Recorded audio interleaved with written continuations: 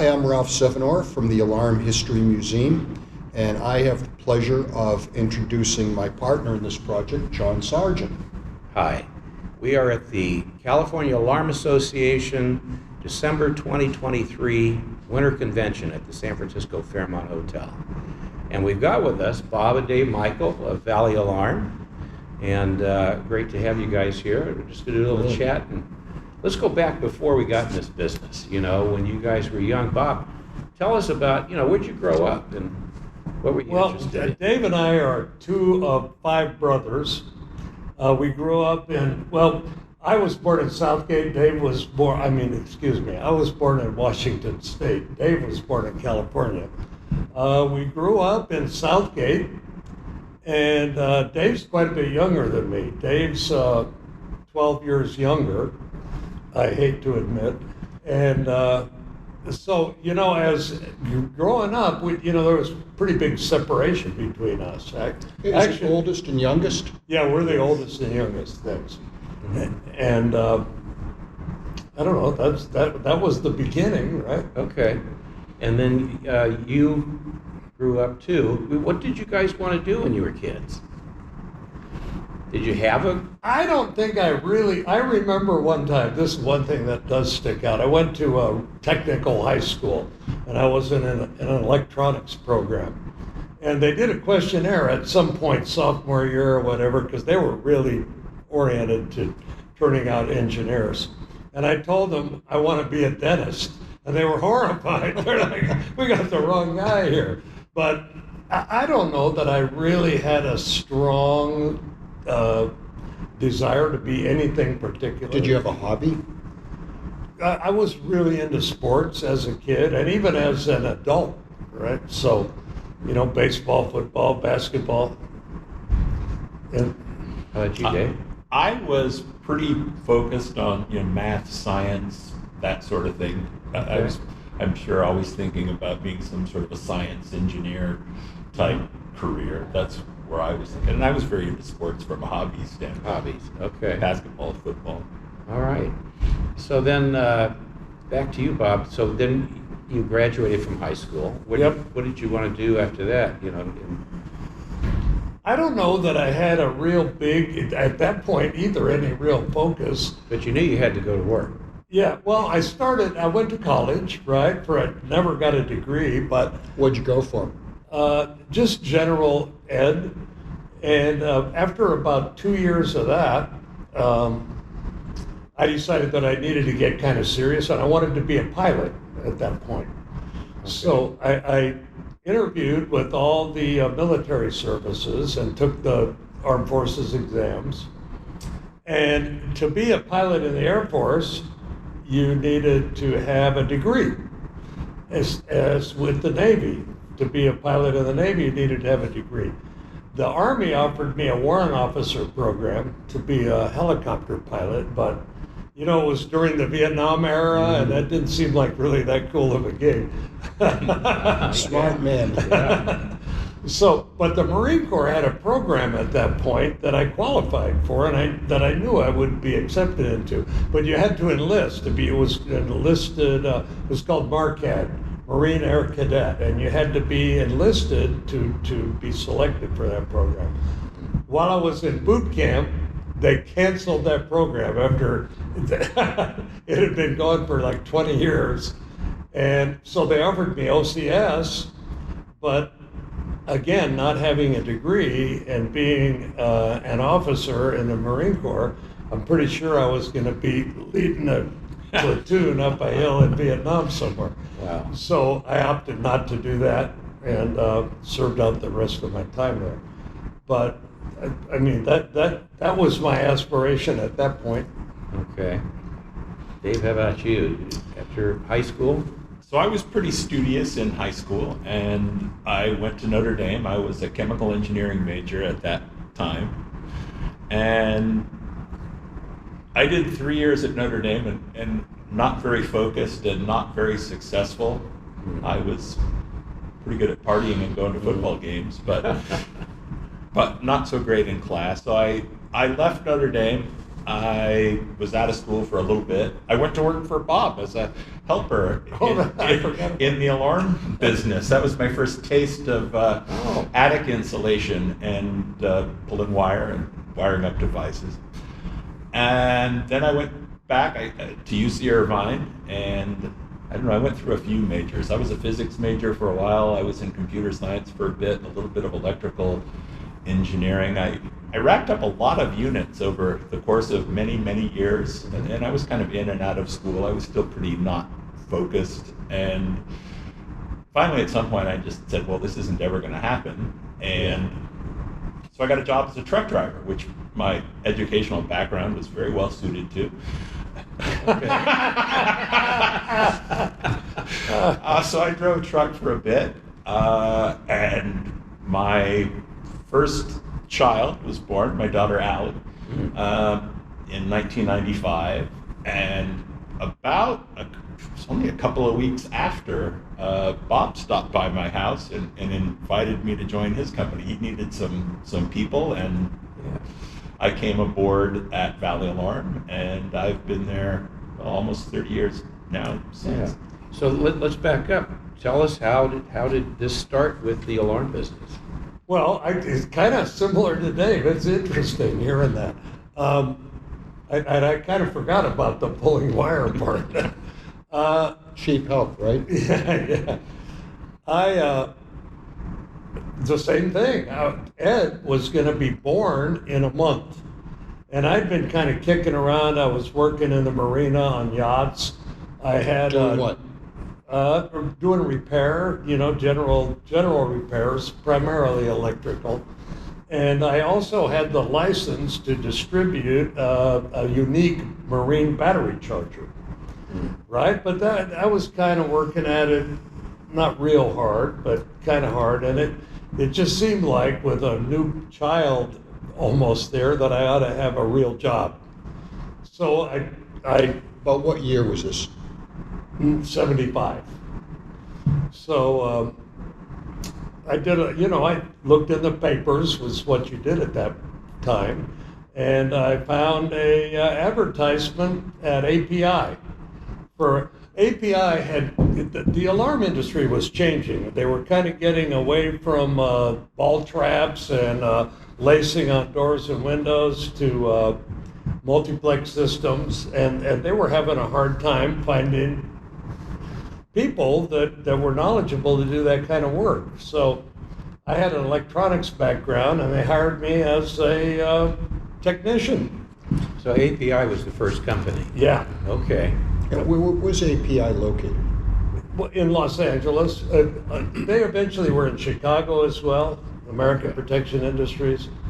So then this is where you met Jim Covert. Yes. Okay. Yeah. Now I got the connection. 2 years later, yeah. Okay.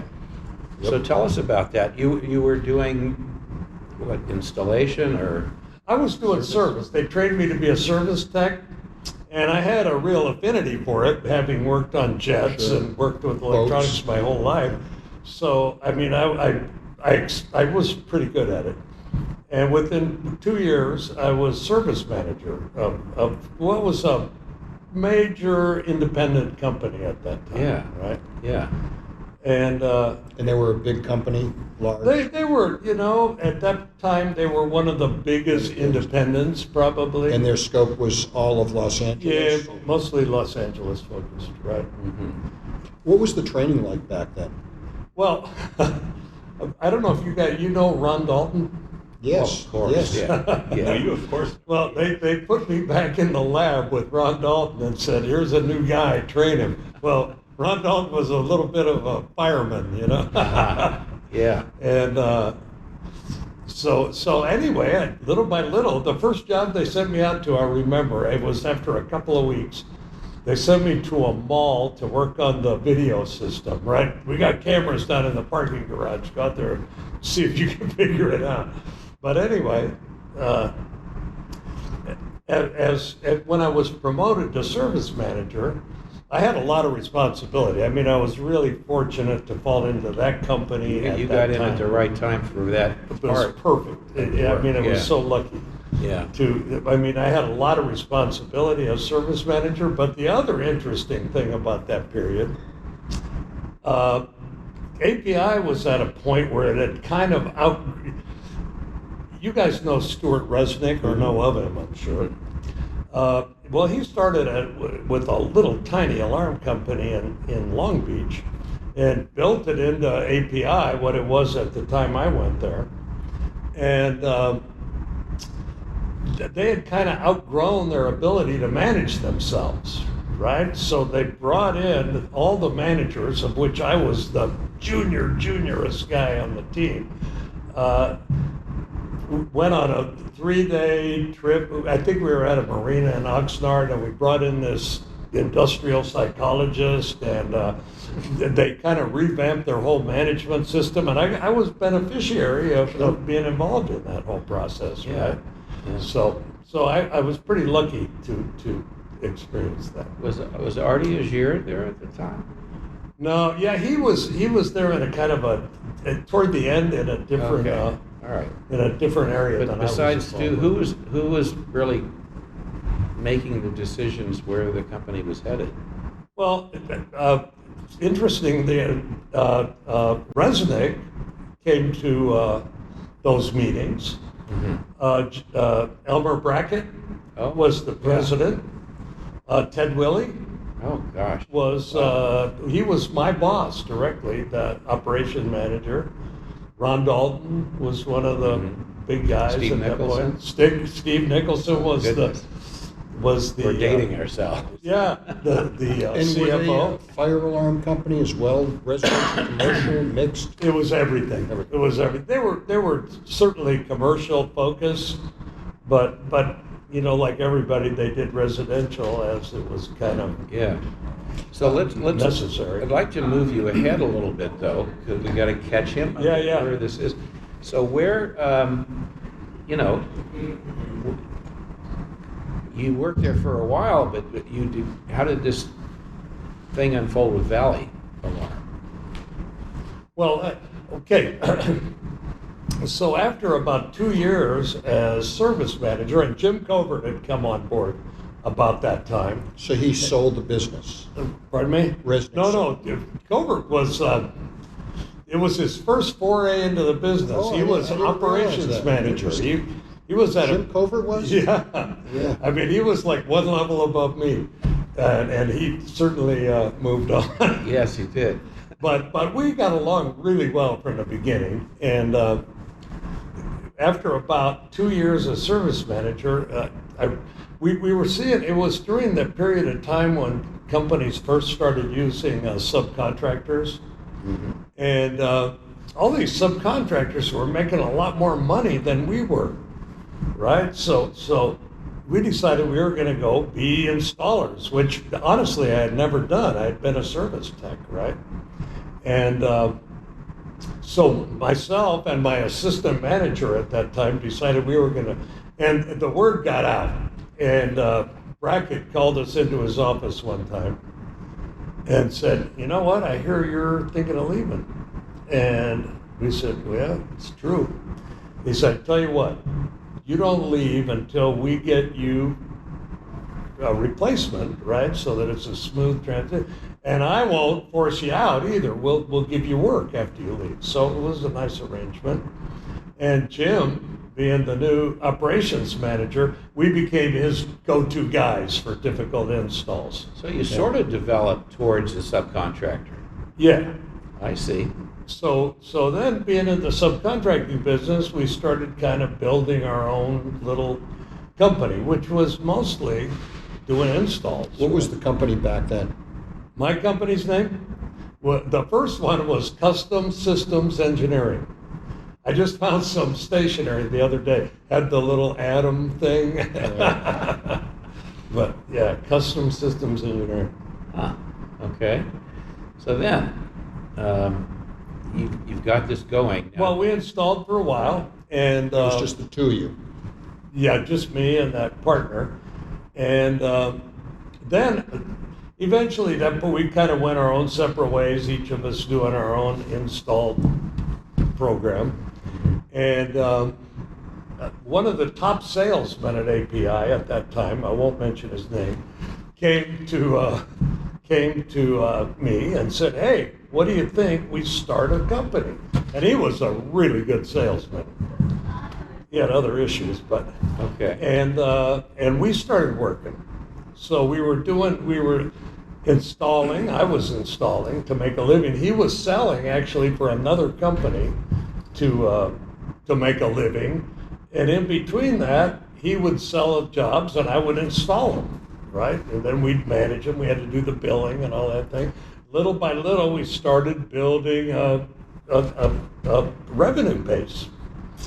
So, but after a few years of that, it kind of didn't work out. We went through kind of a not amicable dissolution, legal, I mean, with lawyers and the whole bit, but we had a little bit of revenue of RMR at that point, and I was actually making some money out of the company.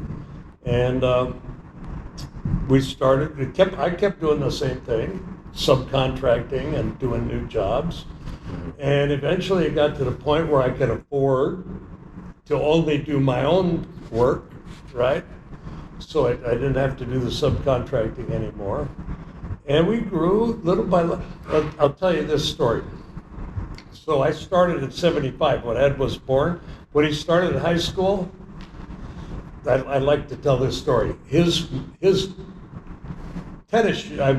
basketball shoes cost more than my car. Right? Basketball shoes were expensive. My car was cheap.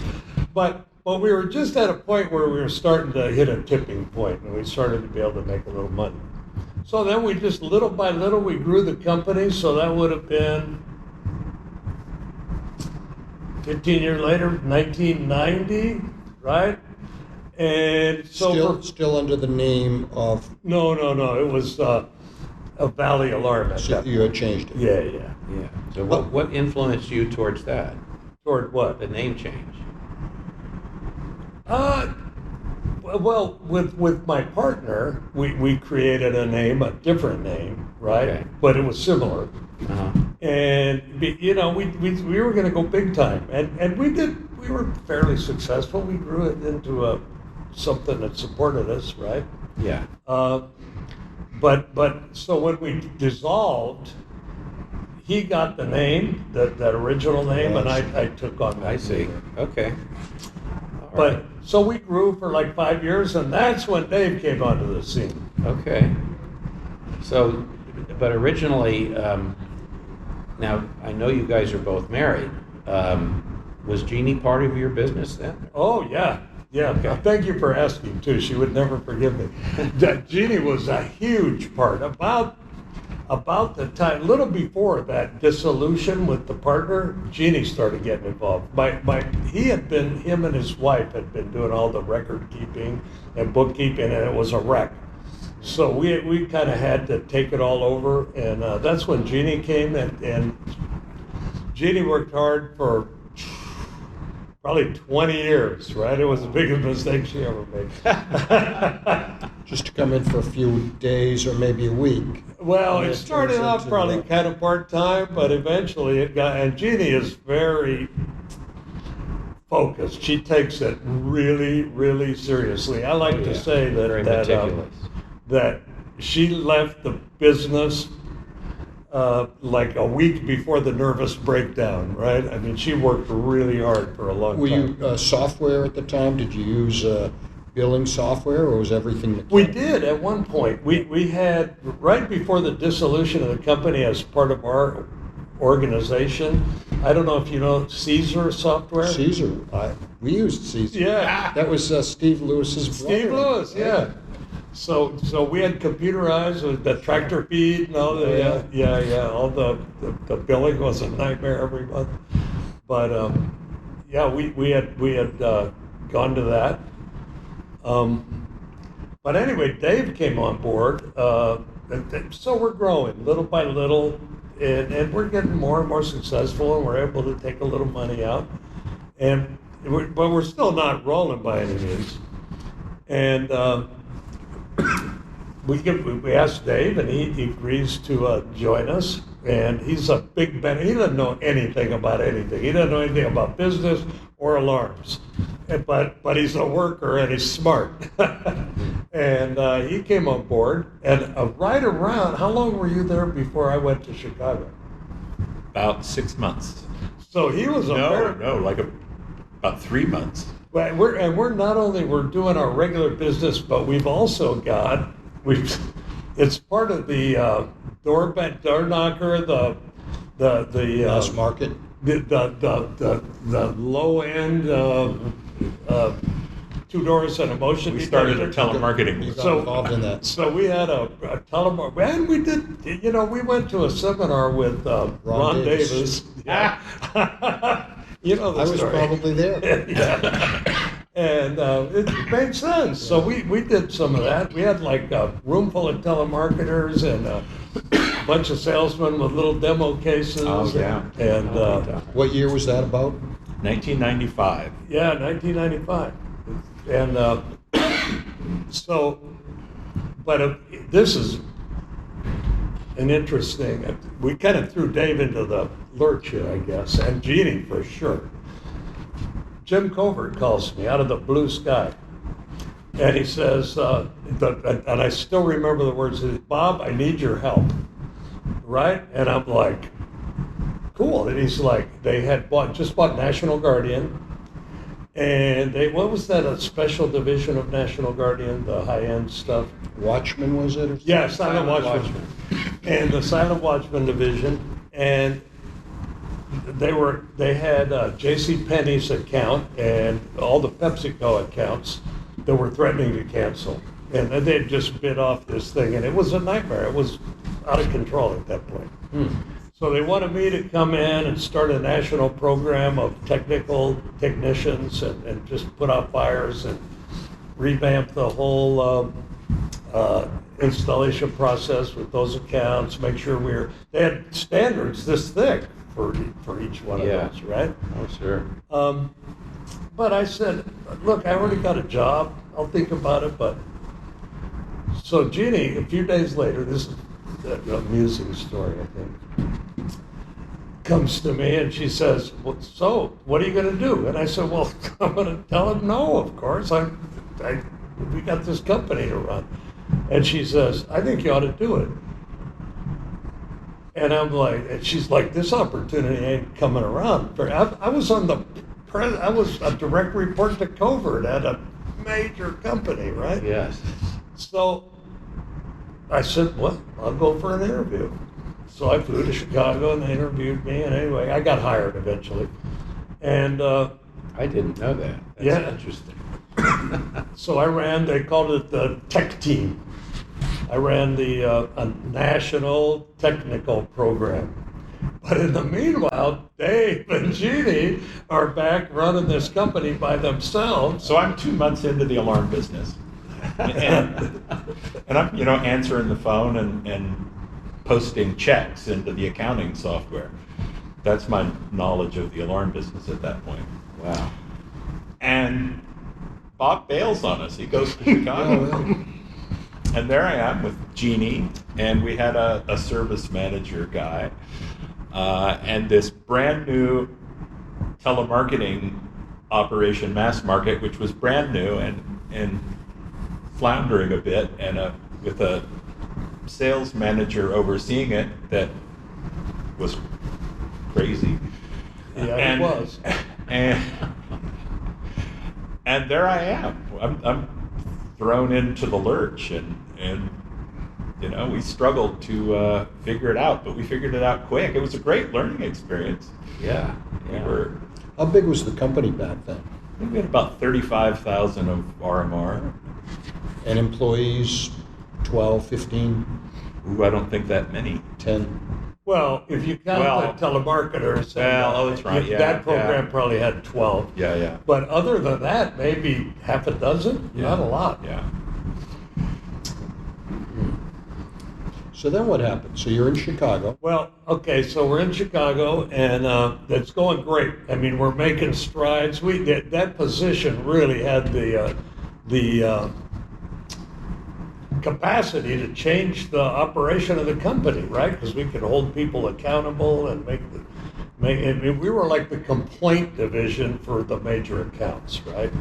I mean, I could put 3 top guys in Denver tomorrow morning, and we could hold the local branches accountable, right? I mean, it actually happened where, okay, tomorrow morning you be here in Chicago and tell Covert why this is going on, right? And of course they didn't like that, but it gave us a lot of juice, and so it was a really effective program. But they brought in new management. I don't know if you're real familiar with that whole security link thing, but it got to be a big nightmare. You had Security Link bought by Ameritech, but then you had the monster National Guardian thrown on top of it. Yeah, exactly. Which is, I came in on that. Oh, yeah, okay, cool. Yeah. Yeah, that's right. Yeah. So all of a sudden it was big. Yeah, it was huge. Yeah. And they decided they were going to reband. They didn't like the top management of Ameritech was like, we do pagers and telephones, run simple, fast stuff. And it was real hard to... Right, for them to fathom. Yeah, get to their hands understand around. the The alarm business on a large scale was too complicated. Yeah, and so small. Yeah. Well, and so they brought in a new president over Jim, who was president. So we had our president, Jim, and then there was the division president, whatever they call him. We were a piece of another. Yeah. We were one piece in that There were slice a couple of the pie. that came in on that position too. Yeah. And they decided that what we were doing was just too much, and they got rid of Jim, and in the process, me, right? Oh. I mean, they gave me a nice separation and all that. They were fair about Okay. it. But you had a company to come back. Yeah, but it was in a way, it was a really good thing. I got to go back home, so. Yeah. And did you obviously came back and forth, Chicago to Yeah. LA, right? Every weekend or? Yeah, every week or two, yeah. Right. Interesting. So then you came back. You've now got it to a point where it's stabilized. Well, I don't know if it was stable. I wouldn't say it was stable, but we were No getting big by. fires, right? Yeah. Now, at that time, were you involved with the local association? No. So you We're honestly, we were kind of late bloomers into the association. And I think the one thing I had done was go, the LABFAA, Los Angeles Burglar and Fire Alarm Association, used to do a big annual meeting at the police academy. Yeah. Where they invited everybody, anybody was welcome. And I went to one of those. I mean, that was probably my whole involvement, right? Okay. So at some point, I can't even tell you exactly. Do you have a clue when that was? When we started active, or Well, when I first started going to alarm meetings.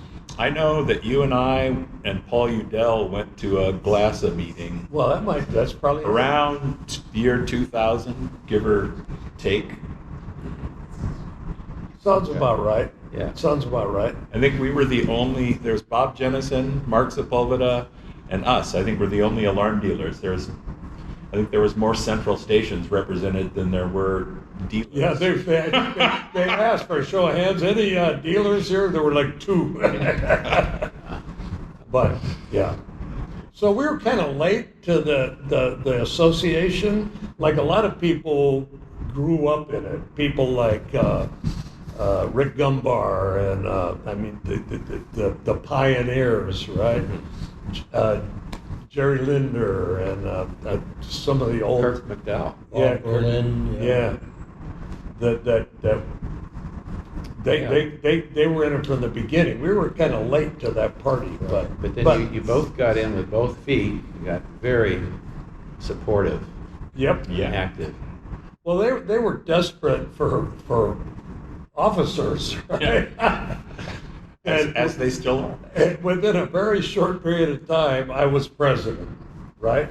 Yeah. I mean, it was like they knew a sucker when they saw one. Oh, yeah. And I don't know. I think Or they I know talent. I think I served as vice president maybe, and then president. And How big was the association back then? The local? Yes. Or LA County, I guess. Well, the local, I can't remember what year that was, but it split. yeah, Last, it was after well, It was Even- formed even after LA? LABFAA. Yes, Yeah. yeah, it had already split. Yeah, there was a group of Vince people there Nigro. that did not want to be involved, and they took off and did their own thing. Yeah, it got to be kind of a And so not then friendly thing for a we little had bit. George Gunning and Frank Yep. Burke and several other people that reformed, and Bob Bob Jennison. Jennison Yep.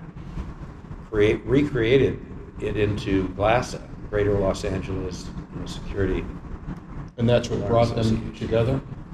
Well, that's what brought the Los Angeles Association back as a regional partner Right. to California. Yeah. Yeah, because they dropped out, right? Yeah. Yeah.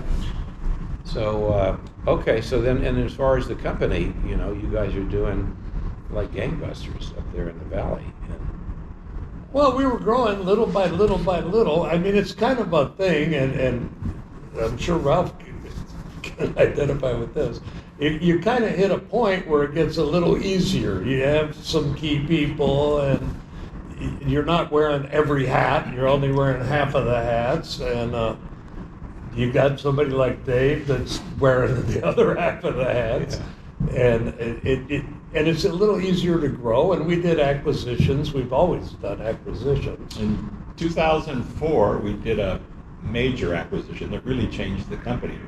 We had at that time about 2,500 accounts, and we purchased a company that had about 3,300 accounts, so significantly more than doubled our size in one deal. It was a bank repossession by SLP Capital that used to be a lender to the industry. And, So it was a and fire they sale. were our lender as well, so Right.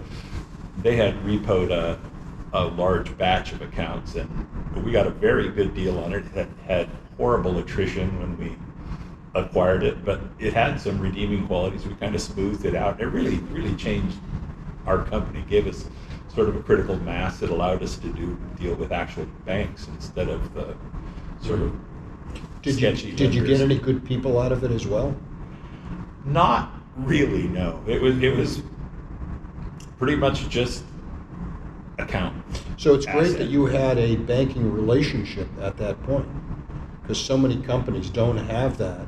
Well, yeah, and it was kind of I guess it was like our first legit banking. I mean, we had done other loans that were almost Usurious? user, but loan sharks, you know. But this was kind of a legitimate arrangement. It was a significant loan, and when they came to us with this deal, and they were. These accounts had a really bad reputation, right? So we had to stick our neck out a little bit. But we figured we can't do any worse. I mean, we're going to take care of these people, and it actually worked out. yeah. But Very well. but it really gave us, like Dave said, the ability to deal with the banks in a different way. It was more. We were a more significant company as a result. Yeah. I'm sure going into that deal must have been difficult, because the customers are upset. They're not getting the level of service they expect. Now they're taking it out on you. So I'm sure there was a lot of losses, warranty service and expectations. I think my recollection is, anyway, that it was kind of almost the opposite of that. That we were determined that what we got to do is take care of these people. Right. So we got into a real letter writing campaign, introduction, and here we are. You're in new hands. We're here to serve you. Here's all of our people. Give us a call. And I don't think the attrition was horrible. No, we managed the attrition pretty well. So the skeletons in the closet were not that I think at some level we were perceived as a Saviors. savior. Yeah. It's like, we're not getting service now. How it can Can't- only be can't better. get any worse. It can't get any worse. It can only be Right. better. So that was a big block for you. That was a big That catalyst. was huge. It was one big jump for us, right? And it kind of put us into a different level of the business. And it really taught us how to do an acquisition. I mean, it was a challenging thing to pull off. It was really the first significant acquisition we'd ever done, other than some really And bigger tiny than ones. yourself. That one Yeah. takes some fortitude. As corporately, at that point, was it a partnership? Was it you were the prime owner? Was it a sole proprietorship? Yeah, Jeannie, it's a corporation, S Corp, and Jeannie and I are the owners. It is truly a family business. Yeah. Yep. Right. Interesting. Okay, so you guys have also come all the way through the association with a lot of support of the industry, and I know you do financial support as well as time support to things, and you received the Weinstock Award. You're receiving it this time while we're here, and so where do you see things now, and where we're going as far as the industry? I'll give you mine. I'm retired primarily. So you keep saying, so do I. No, I am. You're still involved, as kind of like I am. I mean, I got to keep an eye on my company, of course, right? But Dave and Ed are doing all the day-to-day operations. So I'll give you my impression, and then Dave can give you his.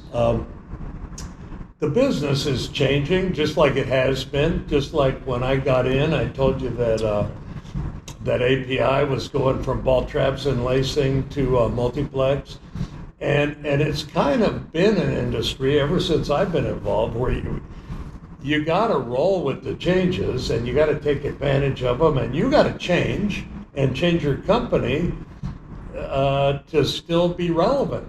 And I think every time it seems like it can't go any farther, it goes farther. And I think it's exponential at this point. This whole AI thing that everybody's is real. And I think it's going to, we don't know the effect it's going to have on the business, but it's going to have an effect. It's going to be huge. I mean, the AI combined with video surveillance is already a huge thing, and it's something we're real involved with. But I think we're in a period of time where you've got to continually reinvent yourself. You've got to be able to change with the technology, and if you don't, you will soon be irrelevant. There are a lot of big players out there with a lot of big money that are going to be creating changes, and you got to learn to play in the new playground. What are some of the opportunities you see?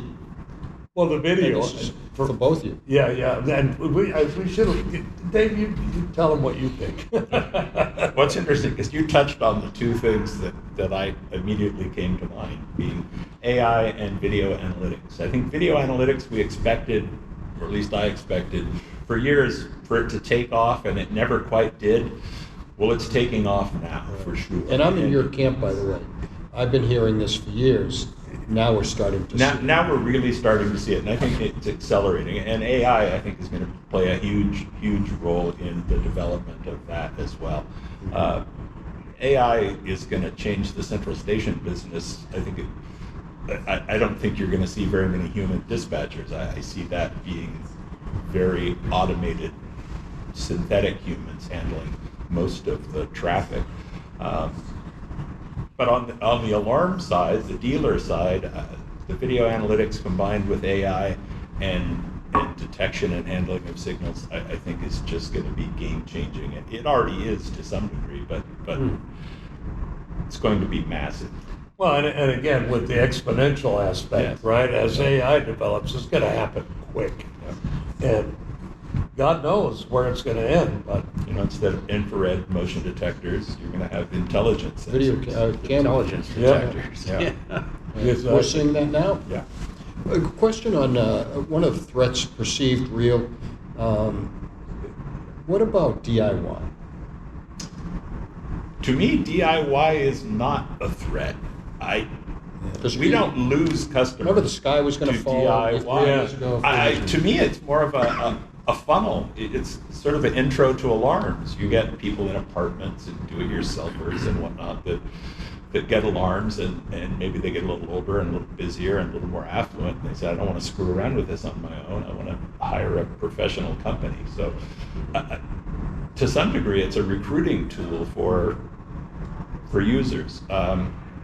Larry Folsom, I don't know if you know Larry, of course, did a glass up presentation, and he was on a panel discussion, and somebody asked him about DIY. It's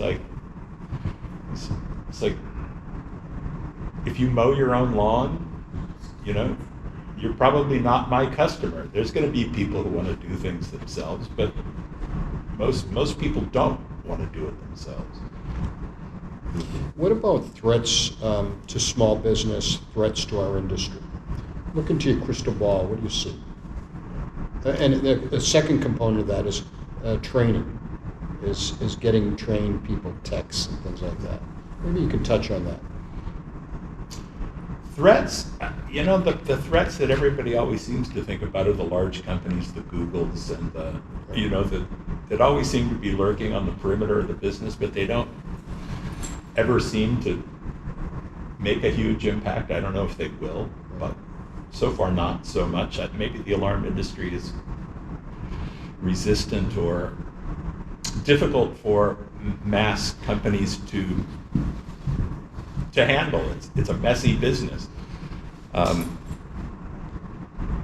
Did you want to say something? No. I think that it is nearly impossible for a really big, because what we do is kind of personal. I mean, it's really important in the lives of the people that we're involved with. And I think for the big conglomerates to provide the level of service that we can provide at a local level, it's nearly impossible. They can't interact with them the same way. They can't provide the service in the same way. So, and I think that's made us fairly immune. I mean, we've been yelling at the phone companies, cable companies. Cable companies. It's been going on forever. But and there are threats. We got to be aware of it. What's going on with Google and all the technology that's out? Look at Ring. I mean, they did pretty darn good. And if you were selling doorbells, they'd be a real problem. Yeah. I don't know if this is pertinent to the same conversation, but I just bought a garage door opener for about $300 that I can open or close from anywhere in the world. I can get video off of it. It automatically turns on the light when I walk into the garage, right? I could right now look and see what's happening in my garage on the camera. And it's all included for $300, and I'm not even using all the capability of the garage door opener, right? So, I mean, we got to be aware of what's out there and the technology and the other companies, right? The threats, but I think if we provide the service we need to provide, we're somewhat immune, So do a good job. Keep in touch with the customer. Right. Yep. Simple but important. What was the second? You had a second part to your question. Training. The training. Yeah, go ahead. Training is a challenge. It's super important. There's a shortage of technicians. The job itself is getting more technical. Technicians all have laptops now. So it's difficult, and a technician needs a mixed skill set, right? They got to be okay with physical labor and get dirty and hot and sweaty, and then break out their laptop and do brain work. Those guys are a little bit hard to find, and training those guys even more difficult. And particularly at a company of our size, it's difficult for us to have a robust training program. We have to take sort of a guerrilla approach to it. We try to teach guys when we can in classes, teach them in the field, teach each other, talk to each other. Because it's difficult to hire really trained technicians. And usually if one of those guys is available, there's something wrong with them from a culture standpoint. So you got to hire guys with little experience, and then you got to train them. And then when you got them trained, they go to work for somebody else for a whole bunch of money, and you got to start over. So we have to build our own technicians. I think all of our top guys, and probably for the last 10 years, all of it, we've built them almost from entry-level guys to top-level technicians. And that's probably your best investment. Yeah. We found that same thing. Yep. Is today, I think the whole concept is hiring someone, putting them out next Tuesday. Yeah. You got to invest, and you got to start them young. Yep. yeah. Yeah, we're even right now. We have on our staff several trainee wire pullers. I mean, they don't know anything, right? So, Are there any resources like community colleges, high schools with electrical programs? Do you get people out of those? We have looked into it and tried. We have never had any success doing that.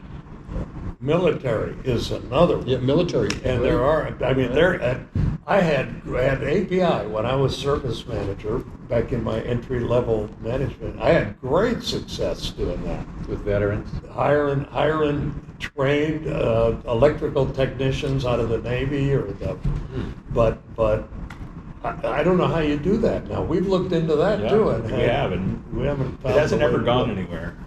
Maybe we're not doing it right. Now you're working on the next generation also, right? You've got kids involved. Oh in yeah. business, yeah. Yep. And how's that going? Great. Well, It goes great. You got Ed. we got Ed, and he's co-president with Dave, And and he's between committed. the two of He's them, committed. Yeah. I think the company is in a great position to grow, and we got some good leaders, and we have a good employee base and a good customer base, and I think we're in a really good spot there. Are you mostly residential, mostly commercial, 50-50? Our whole focus, and I should let Dave talk to this, but the whole focus is commercial, but we do residential as it comes to us. as it comes to us, kind of as needed, but I mean, it's welcome business too. Right. And we've acquired quite a bit of residential. Our customer base is roughly 50-50, but the revenue is about 70% commercial. Okay. Excellent. This is All right. great. Yeah. This is fantastic. We learned a lot, at least I did. So, yeah, and we've covered a lot. Yeah. I didn't ever know that you had that connection with National Guardian and Security Link. Yeah, To that degree, I mean, that's very interesting. We lived through quite a time there, didn't we? yep. That's right. You guys were going through that together. Oh, yeah. So, but, we're pretty much to the end here. I'd like to ask you guys, is there anything that we haven't talked about that you'd like to mention or go over? Not that I can think of. I don't know about Dave, but I appreciate what you guys are doing with this whole museum aspect and documenting the history of the business. Otherwise, it would certainly be lost, right? I actually thought about one time, and you're doing it, but you're doing it in a way better way than I would have, of writing a book and going around and finding some of the old timers and getting their story written down. But you're actually making it happen, and doing it on video like this is probably a really good idea. Yeah. And I don't want to put myself in that crew. I was thinking of the real old timers. We've got 25 years of video interviews, Wow. and unfortunately, we've lost a lot of the people. Yeah. Yeah. But we've got their stories. If you Yeah, think about that's it, so important. it's like Yeah. an MBA in the alarm industry. Yeah. And then, every once in a while, somebody comes along with like the 16 millimeter movie from homes in 1936, which That's is so on our cool. website. No, it's so cool. You that you're know, doing these this. things turn up in some of these companies. There's so much to learn. You know, people think it's old, but just if you look at some of the sales methods and some of the contracts from 1920, we've almost digressed a bit, right? Really? There's so many things that they did back then that we look at today and we'd say they couldn't have been that smart. Or if they were, but they're brilliant. Why didn't we think of that? Yeah. So there's a lot to learn. So Yeah. some people think it's just history, but it really is knowledge. It is. Yeah. It really is. So really, thank you for your Well, contributions. yeah. I do have one thing Yes. that I would like to add. Sure. You know, on the subject of training, training for managers is, you know, we talked about technicians, is well, that's difficult too.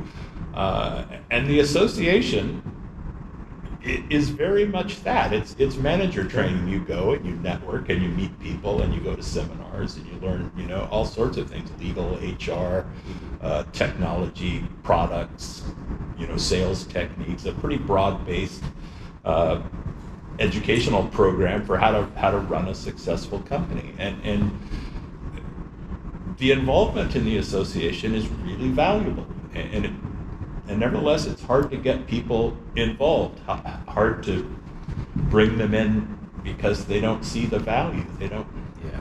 you know, how do you reach people to understand this is what you've chosen to do with your life? You know, why don't you invest a little bit of time in learning how to do it better?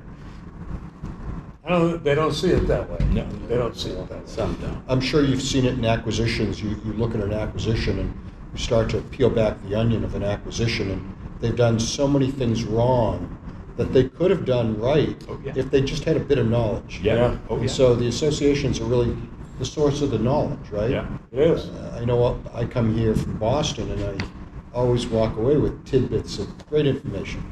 Yeah. Yep. All right, guys. Thank you so Yeah. much. This is great. Pleasure. Thank you. And, Thank Ralph? you, Thank you so Pleasure. much. John. We really appreciate this, and thank you both so much. And we're looking forward to you receiving the Wine Stock Yeah. Forward to Lifetime as well. Achievement Award. Thank Excellent. you. I get to be mentioned in the same breath as Bob Michael and John Sargent. Yes. All right. Thank you, guys. Thank you. All right, cool.